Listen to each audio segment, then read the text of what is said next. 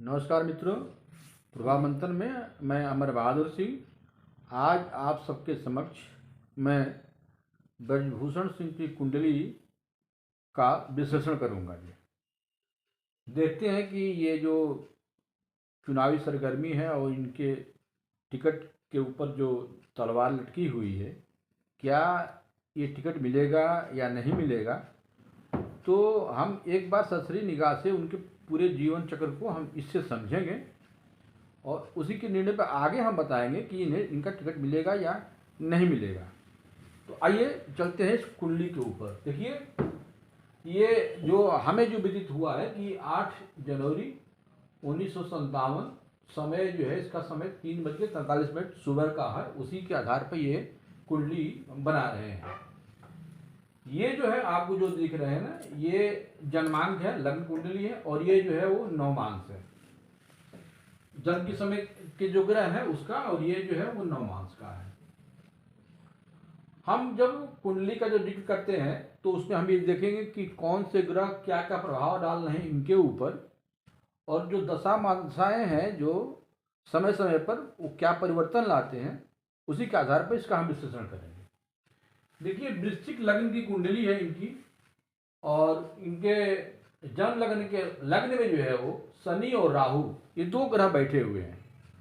शनि और राहु, राहु जो है वो गुप्त भाव का स्वामी होता है, और शनि जो है एक तरह से देखा जाए तो धीमापन किस चीज में लाता है, लेबर कराता है, मेहनत कराता है। और शनि और राहु जब दोनों एक साथ लगन में हो जाते हैं तो आदमी को बहुत जिद्दी बना देता है। तो इनका स्वभाव भी कुछ इसी तरह का है, बहुत ही अड़ियल किस्म के हैं, क्योंकि वृश्चिक राशि में चूंकि राहु और शनि के आ जाने से ये अड़ियल रवैया और जो है इनका बढ़ जाता है। तो स्वभाव से ये मेहनती भी बहुत है। देखने में आपको लगता है कि इनका राशि 60-60 है, लेकिन अपने काम के प्रति बहुत ये लगन से काम भी करते हैं। जो ये तो लग्नेश है। लगन का स्वामी मंगल पंचम हाउस में बैठा हुआ है, और ये देखिए चंद्रमा के साथ, चंद्रमा इनका नवम भाव का स्वामी है, यानी कि लग्नेश और नवमेश पंचम हाउस में। पूरी कुंडली में, किसी भी कुंडली में कहा जाता है कि ये लग्न के ये चारों केंद्र और त्रिकोण, यानी कि चारों केंद्र कौन सा है, पहला ये केंद्र हो गया, ये दूसरा केंद्र, ये तीसरा केंद्र, चौथा केंद्र, ये 4 केंद्र है। और जो जो त्रिकोण, एक पंचम भाव और ये जो है नवम भाव।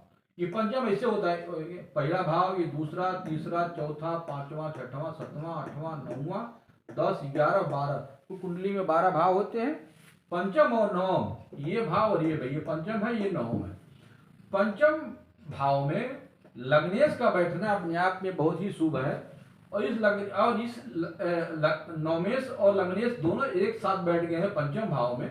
ये अपने आप में ही एक कुंडली जो है बहुत मजबूत कुंडली ऐसी मानी जाती है। इनका देखिए सूर्य, सूर्य जो है आप जानते हैं किसी के व्यक्ति का जो व्यक्तित्व होता है उसका समाज में कितना प्रभाव होता है, ये हम सूर्य से लेते हैं। सूर्य इनका दशमेश होकर के और धन भाव में बैठा हुआ है, साथ ही सप्तमेश और बेस के साथ बैठा हुआ है, शुक्र के साथ बैठा है। अभी हम शुक्र का क्या असर है ये हम बाद में इसका हम जिक्र करेंगे जो है। तो ये प्रभावशाली बनाता है। और गुरु की दृष्टि यहां से अगर देखिए तो 1, 2, 3, 4, 5 अपने 5वें दृष्टि से वो बुध को देख रहा है, 7वें दृष्टि से पंचम हाउस को देख रहा है, और 9वें दृष्टि से ये सप्तम हाउस को, सप्तम जो घर होता है, 7वां जो भाव होता है वो भार्या का होता है, पत्नी का होता है, व्यापार का होता है। अगर आप किसी के संगठन में है तो उस संगठन के साथ आपका क्या संबंध है, उस सब चीज़ों का ये डिनोट करता है सप्तम हाउस। तो गुरु की इस पर दृष्टि है। तो पहली तो बात होता है कि लग्न इनका बहुत ही वो स्ट्रांग हो गया है, और गुरु इनका द्वितीय भाव का मालिक जो है, जो द्वितीय भाव जो होता है वो धन का मालिक होता है, पैतृक धन का होता है, वाणी का होता है। और देखिए इसलिए वाणी का होता है, तो वाणी में सूर्य का होना कभी कभी बहुत ही कठोर इनकी वाणी हो जाती है सूर्य के चलते, लेकिन वहीं शुक्र भी है। तो इनके में जो कह लीजिए कि एक मुलायपन है जो है वो भी रहता है। यानी कि एक समय में जितना ये कड़ा होते हैं, कभी कभी उस कड़ापन को हटा करके अपना अपना एक जो करुणा का जो भाव है वो भी इनके में कूट कूट के भरा हुआ है। तो शुक्र और सूर्य ये दोनों चीज इनके साथ बताती है।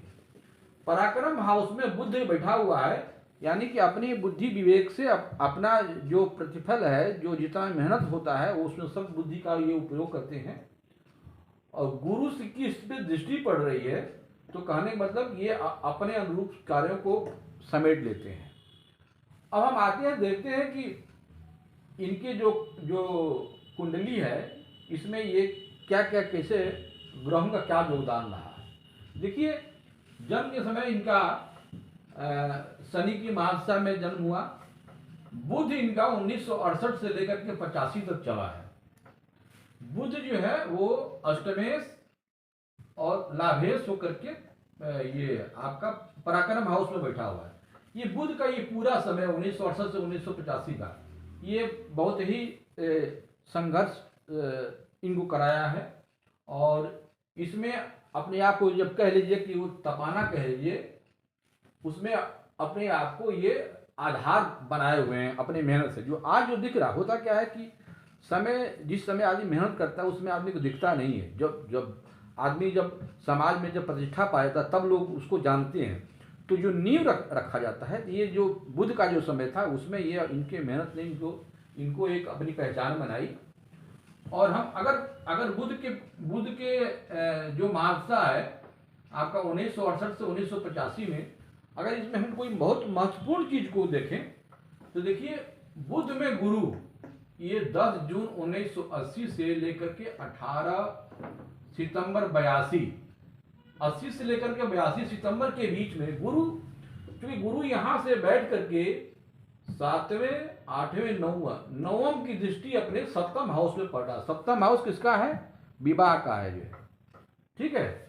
तो ये जो आपका इनका ये केतु में जो सॉरी बुध में जो ये गुरु चला इनका, इनकी कुंडली में ये जो समय है इनके विवाह का रहा होगा। जो है 11 जून 1980 से विवाह का इनका समय शुरू हो गया और ये 18 सितंबर 82 तक खत्म हुआ। यानी कि इस जून 80 से लेकर सितंबर 82 के बीच में इनका विवाह का योग बना होगा। जो है अब हम अगर आप आगे बढ़ते हैं, केतु की जो महादशा है, ये देखिए,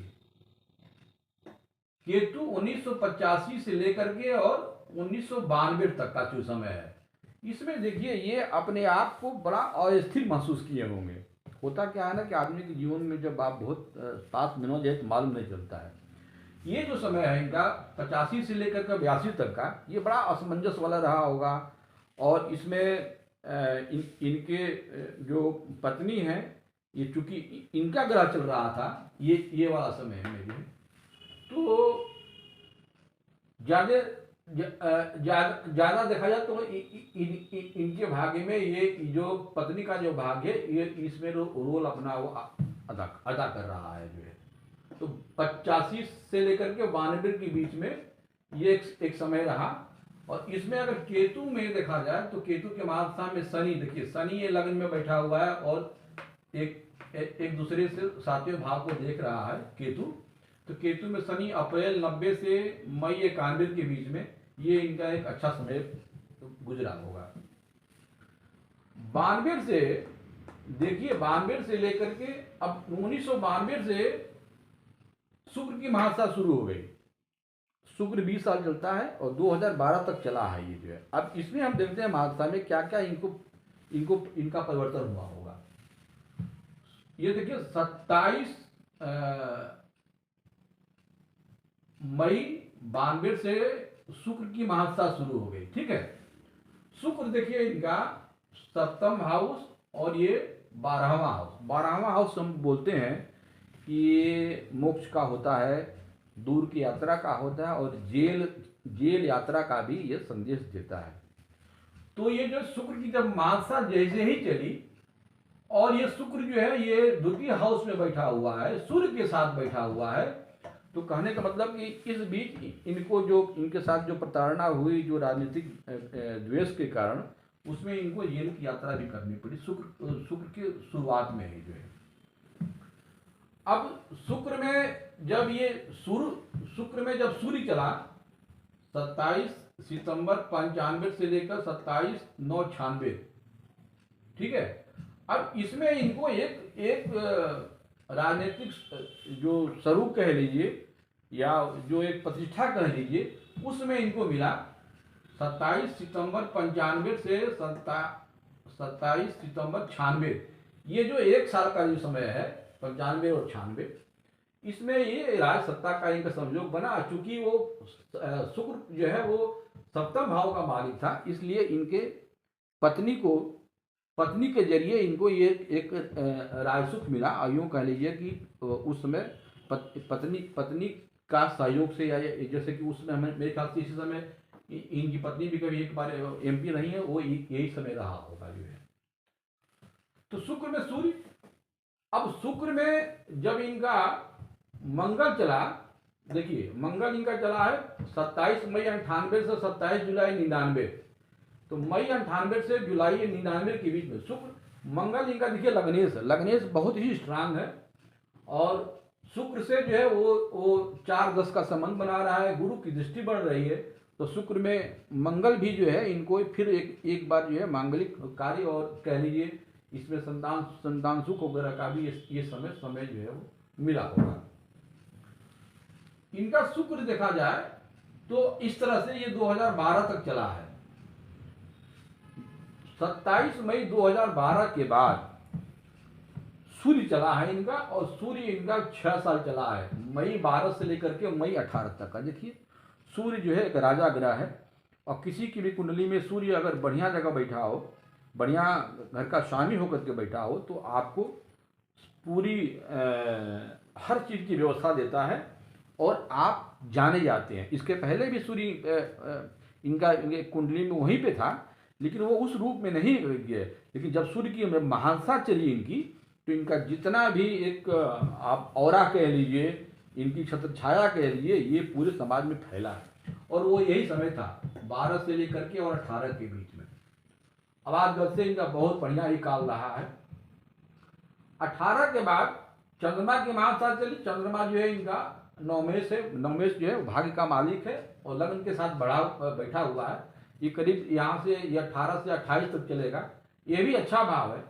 लेकिन यहाँ पे हम ये देखते हैं कि जब ये चंद्रमा में इनका देखिए ये मंगल चला, चंद्रमा चला, यहाँ तक तो सही था। चंद्रमा में जब ये राहु चला है अक्टूबर 19 से 27 अप्रैल 21, देखिए ये जो समय इनका है, ये हमको आपको भले नहीं लगता है, ये अपने मन में, इनके मन में बड़ा विचार चल रहा होगा अपने लाइफ के प्रति को लेकर के, पार्टी को लेकर के, और कुछ न कुछ ऐसी चीज़ें थी जो बाहर तो नहीं आई और इनके मन में दब गई होंगी। तो ये एक आधार तैयार करता है आगे की लड़ाई लड़ने के लिए। अभी क्या सोचे होंगे, अब तो राजनीति में अब हैं, यही जानते होंगे जो है। लेकिन यह इनको थोड़ा सा मन में इनके बड़ी उथल पुथल और विघ्नता भी आई होगी जो है। वो चंद्रमा में गुरु जो है वो अप्रैल 21 से 27/8/2022, यानी अप्रैल 21 से लेकर के अगस्त 22 तक, ये भी इनका समय जो है चंद्रमा का गुरु बड़ा अच्छा गया होगा। अब जब चंद्रमा में इनका शनि चला है अगस्त 22 से लेकर के और मार्च 2024 तक का समय। अब देखिए ये फरवरी चल रहा है, 27 मार्च 1 महीना हो रहा है। ये जो है चंद्रमा में शनि इनका, क्योंकि चंद्रमा और शनि का आपस का संबंध बढ़िया नहीं होता है। अगर कहा जाता है कि अगर चंद्रमा और शनि एक जगह बैठ जाए, उसको हम विष योग कहते हैं। हालांकि एक जगह तो नहीं बैठा हुआ है, लेकिन चंद्रमा और शनि में एक तरह से देखा जाए तो शत्रुता है। और इसीलिए ये जो इनका समय चला है चंद्रमा में शनि वाला जो है, ये अगस्त 22 से मार्च 24, अभी देखिए अभी ये फरवरी चल रहा है, अभी ये मार्च चल रहा है, अभी 25-26 दिन का समय है और है। चंद्रमा में शनि ये यहाँ तक चलेगा जो है।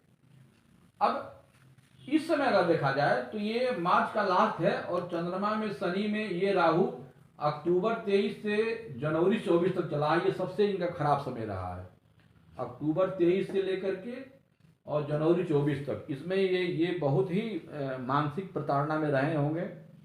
और जैसा कि आप देखे होंगे कि 2000 पूरी 23 से ही अगर देखा जाए तो इनके ऊपर जो रेसलर्स जो लड़कियां थी उन पे अपना सेक्सुअल हरासमेंट का एक आरोप लगाई। और उसमें कितना सही है कितना झूठ है ये तो सब मामला अभी चल रहा है, अब तो आगे भी होगा। लेकिन उससे ये बहुत आघात में रहे हुए, उससे धीरे धीरे ये अब जनवरी से ये उससे उबर गए हैं। तो मेरा मानना है कि चंद्रमा में शनि भले ही खराब है, लेकिन गुरु की देखिए दृष्टि पड़ रही है इसकी 5वें हाउस पे, 7वें हाउस पे पड़ रहा है, और बुध इसके पराक्रम में पड़ रहा है। तो अब तो अपने इस गुरु में अपने अपने युक्ति से अपनी विद्या से हमें लग रहा है कि चंद्रमा में शनि में गुरु, ये जो काल अभी से चल रहा है 10 जनवरी 24 के बाद से शुरू हुआ है, ये इनके फेवर में है। ये बात सच है कि भारतीय जनता पार्टी इनकी पहली लिस्ट में इनका नाम नहीं दिया हुआ है, लेकिन बहुत उहापोह में है। लेकिन ये गणना कुंडली बता रही है कि गुरु शनि चंद्रमा में शनि में जो गुरु का ही जो समय चला हुआ है ये इनके पक्ष में कर देगा। अब सवाल उठता है कि टिकट मिलेगा या नहीं मिलेगा, तो सिर्फ इसी बात पर डिपेंड नहीं करती है कि इनका समय थोड़ा अच्छा हो गया है।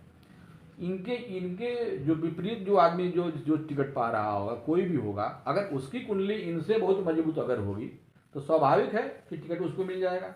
लेकिन अभी ये इनका जो गणना मैं कर रहा हूँ, और चंद्रमा में शनि में गुरु की अंदर ये बताती है कि इनको टिकट जो है इसमें मिल जाना चाहिए।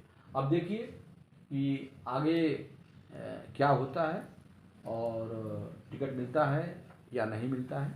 मुझे लगा कि एक बार हमको इस कुंडली पे भी ये कुंडली के बताने का मेरा अभिप्राय ये भी था कि अगर आपको लगता है कि कुछ चीज़ें हमने सही रूप में बताया है, अच्छा एक चीज़ इनको और भी बता दें कि देखिए 5वें हाउस में इनके चंद्रमा और मंगल हैं और गुरु की दृष्टि पड़ रही है।